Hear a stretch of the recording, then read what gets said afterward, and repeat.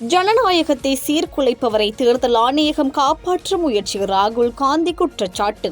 தேர்தல் வாக்குறுதிகளில் 10% கூட நிறைவேற்றவில்லை அண்ணாமலை குற்றச்சாட்டு. உத்தரகண்டில் மேக வெடிப்பு, வெள்ளத்தில் அடித்து செல்லப்பட்ட வீடுகள்.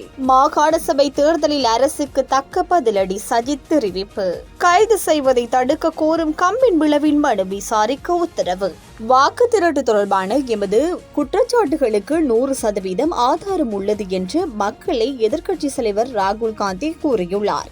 வாக்கு திரட்டு தொடர்பான இது ஹைட்ரஜன் வெடிகுண்டு அல்ல, ஹைட்ரஜன் வெடிகுண்டு வரப்போகிறது. இந்த நாட்டின் இளைஞர்களுக்கு தேர்தல்களில் எவ்வாறு மோசடி செய்யப்படுகின்றது என்பதை நிரூபிப்பதில் இது மற்றும் ஒரு மைல்கல். ஜனநாயகத்தை சீர்குலைப்பவரை தேர்தல் ஆணையகம் காப்பாற்ற முயற்சிக்கின்றது. தேர்தல் நடைபெறும் போது லட்சக்கணக்கான வாக்காளர்களை நீக்க யாரோ ஒருவர் முயற்சி செய்கின்றார். கர்நாடகா மாநிலம் அலஸ் தொகுதியில் 600க்கு மேற்பட்ட வாக்காளர்களை நீக்க முயற்சி நடந்துள்ளது. 2023 தேர்தலில் ஆலந்தில் நீக்கப்பட்ட மொத்த வாக்குகளின் எண்ணிக்கை எங்களுக்கு தெரியாது. இவை 6018 விட மிக அதிகம். ஆனால் இந்த 6018 வாக்குகளை நீக்கிய போது யாரோ சிக்கியுள்ளனர். இது தற்செயலாக கண்டுபிடிக்கப்பட்டுள்ளது. அங்குள்ள வாக்கு சாவடி நிலைய அதிகாரி தனது மாமாவின் வாக்கு நீக்கப்பட்டதை குறிப்பிட்டுள்ளார். எனவே அவர் தனது மாமாவின் வாக்கு நீக்கப்பட்டதை சரிபார்த்துள்ளார். மேலும் அந்த வாக்கை நீக்கியது ஒரு பக்கத்து வீட்டுக்காரர் என்பதை கண்டுபிடித்துள்ளார். அவர் தன் பக்கத்து வீட்டுக்காரரிடம் கேட்டார். ஆனால் நான் அந்த வாக்கையும் நீக்கவில்லை என்று சொன்னார்கள். வாக்கை நீக்கிய நபருக்கோ அல்லது வாக்கு நீக்கப்பட்ட நபருக்கோ தெரியாது. வேறு சில சக்திகள் செயல்முறையை கடத்தி வாக்கை நீக்கின. வாக்கு திரட்டு தொடர்பான எமது குற்றச்சாட்டுகளுக்கு 100% ஆதாரம் உள்ளது என தெரிவித்துள்ளார். பாஜக முன்னாள் மாநில தலைவர் அண்ணாமலை எக்ஸ் தளத்தில் பதிவு ஒன்றை வெளியிட்டுள்ளார். இந்த பதிவில் ஆட்சிக்கு வந்ததிலிருந்து வெற்றி விளம்பரத்துக்காக அறிவிப்புகளை வெளியிட்டு 4 ஆண்டுகளாக மக்களை ஏமாற்றி வந்த திமுக அரசு தற்போது சட்டசபையில் வெளியிட்டு 256 திட்டங்களை நிறைவேற்ற சாத்தியமில்லை என்பதால் கைவிடுவதாக முடிவெடுத்துள்ள செய்தி வெளியாகியிருந்தது. கொடுத்த தேர்தல் வாக்குறுதிகளில் 10% கூட முழுமையாக நிறைவேற்றாமல் நாளொரு நாடகத்தை அரங்கேற்றிக் கொண்டிருந்த திமுக அரசின் அலட்சியம் ஆட்சியின் இறுதி ஆண்டில் பல்லளித்துக் கொண்டிருக்கின்றது.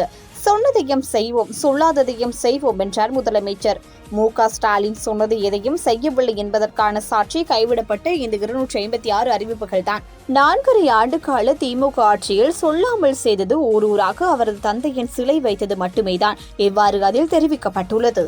வட இந்தியாவில் கடந்த சில நாட்களாகவே பல்வேறு பகுதிகளிலும் கனமழை கொட்டி வருகின்றது. உத்தரகாண்ட் மாநிலம் சாமோலி மாவட்டத்தில் மேகவெடிப்பு காரணமாக கொட்டிய கனமழையில் பலர் மாயமாகியுள்ளனர். அங்கு கனமழை தொடர்வதால் மீட்பு பணிகளை தொடர்ந்து மேற்கொள்வதில் சிக்கல் நிலவுவதாக தெரிவிக்கப்பட்டுள்ளது. இப்போது வட இந்தியாவில் பல்வேறு பகுதிகளிலும் கனமழை கொட்டி வருகின்றது. இந்த கனமழையால் வெள்ளம் ஏற்பட்டு பாதிப்புகளும் மிக மோசமாக இருக்கின்றது. குறிப்பாக கடந்த சில நாட்களாகவே பல வட மாநிலங்களில் தீவிர மழை பெய்து வருகின்றது. இப்படிதான் இப்போது உத்தரகாண்ட் மாநிலம் சாமோலி மாவட்டத்தில் மிக மேகவெடிப்பு காரணமாக மழை கொட்டியுள்ளது. குறுகிய நேரத்தில் அங்கு பெய்த இந்த கனமழையால் 10 பேர் மாயமாகியதாக தகவல் வெளியாகியுள்ளது. மேலும் கனமழை பெய்யும் வெள்ளத்தால் அங்கிருந்த 6 கட்டிடங்கள் இடிந்து தரைமட்டமாகிவிட்டன. உத்தரகாண்ட் பகுதியில் அமைந்துள்ள நந்தா நகரில் கடந்த புதன்கிழமை இரவு இந்த சம்பவம் நிகழ்ந்துள்ளது. இடுபாடுகளிலிருந்து 2 பேர் மீட்கப்பட்ட நிலையில் மற்றவர்களை தேடும் பணிகள் தீவிரமாக நடந்து வருகின்றன. பாதிக்கப்பட்ட பகுதிகளுக்கு மருத்துவ குழுவும் 3 ஆம்புலன்ஸ்களும் விரைந்துள்ளன. இருப்பினும் வானிலை அங்கு தொடர்ந்து மோசமாக இருப்பதால் மீட்பு பணிகள் பாதிக்கப்பட்டுள்ளது. அங்கு மழையும் இப்போதைக்கு முடிவது போல தெரியவில்லை. சாமோலியாவில் வரும் நாட்களில் கனமழை தொடரும் என வானிலை மையம் எச்சரித்துள்ளது.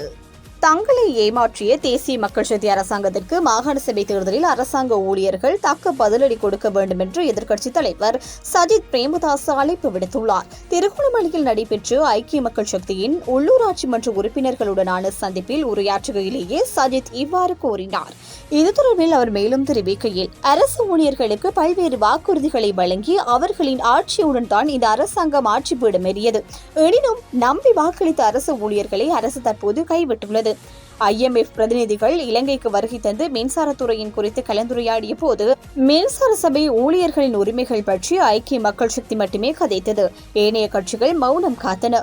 23,000 தொழிலாளர்களின் உரிமைகள் பாதுகாக்கப்பட்டு அவர்களது தொழில் பாதுகாப்பு உறுதி செய்யப்பட்ட பின்னரே மின்சாரத்துறையில் மறுசீரமைப்பு நடவடிக்கை முன்னெடுக்கப்பட்டிருக்க வேண்டும். தேர்தல் மேடையிலிருந்து கொண்டு அரசு ஊழியர்களின் உரிமைகள் குறித்து விசாரிப்பு பேசிய JVP-யினருக்கு இன்று அவர்களின் உரிமைகள் குறித்து பேச முதுகெலும்பு முதுகெலும்பிள்ளை. மக்களையும் அரசு ஊழியர்களையும் ஏமாற்றிய இந்த அரசாங்கத்திற்கு எதிர்வரும் மாகாண சபை தேர்தலில் சரியான பாடம் கற்பிக்குமாறு நான் சகலரையும் கேட்டுக் கொள்கின்றேன் என குறிப்பிட்டுள்ளார். சர்வதேச சிவில் மற்றும் அரசியல் உரிமைகள் உடன்படிக்கையின் கீழ் குற்றப்புலனாய்வு பிரிவினர் தன்னை கைது செய்வதை தடுக்க உத்தரவிடக் கோரி முன்னாள் அமைச்சர் உதய கம்பன்பில தாக்கல் செய்த மனுவை எதிர்வரும் 24ஆம் தேதி விசாரணைக்கு எடுத்துக் கொள்ள மேன்முறையீட்டு நீதிமன்றம் உத்தரவிட்டுள்ளது. மனுதாரர் சார்பாக நேற்று முன்னிலையான ஜனாதிபதி சட்டத்தரணி மனோகர் டி சில்வாவின் கோரிக்கையை பரிசீலித்த பின்னர் மேன்முறையீட்டு நீதிமன்றத்தின் ஒரு அமர்வு இந்த உத்தரவை பிறப்பித்துள்ளது. எனினும் உதய கம்பன்பிலவை கைது செய்வது குறித்து தற்போது எந்த முடிவும் எடுக்கப்படவில்லை என்று குற்றப்புலனாய்வு பிரிவு அண்மையில் மேன்முறையீட்டு நீதிமன்றத்திற்கு தெரிவித்தமை குறிப்பிடத்தக்கது.